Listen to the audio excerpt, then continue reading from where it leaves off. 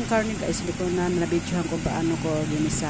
Ano yung ginisa ko yung karne, tapos lagyan ko ng mga spices, at saka pagkatapos nalagyan ko ng tubig, at saka binuhid ko ng 10 to 15 minutes, and then para malambot talaga, at saka ko nalagay yung mga vegetables. Saka after ng paglagay ko ng vegetables, isinaling ko, kinuha ko yung mga vegetables para hindi siya ma-overcook. So pinag-transfer ko sa ibang bowl, tapos saka na yung tubig, hinayaan ko yung tubig.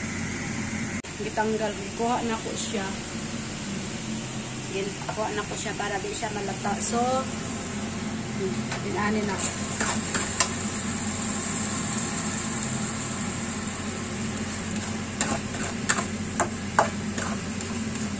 Para di siya malata ang gulay. And then naluto po din siya.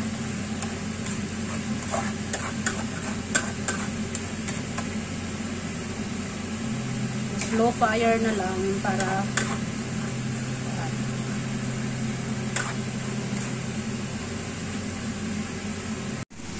ito na yun guys. After ko yung yung pansit, naluto yung pansit, nilagay ko ulit yung mga vegetables para ma-mix siya lahat-lahat dyan, para mas masarap siya kasi nakamix na siya. At saka siya, hindi siya malata yung hindi ma-overcook yung vegetables at saka yung ang pansit nga nilaluto ni mama sa una. Kasi masarap kasi pag ganito, parang dry, tapos yung mantika lang yung mas mantika siya. Kasi mas masarap siya.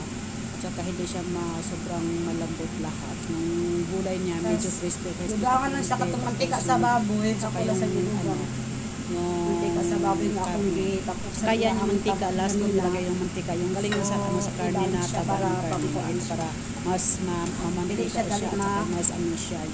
Kasi pag maraming mantika, hindi siya madali masira o matamis. So yun ang last ko nilagay yung mantika ng baboy. So masarap yun siya guys.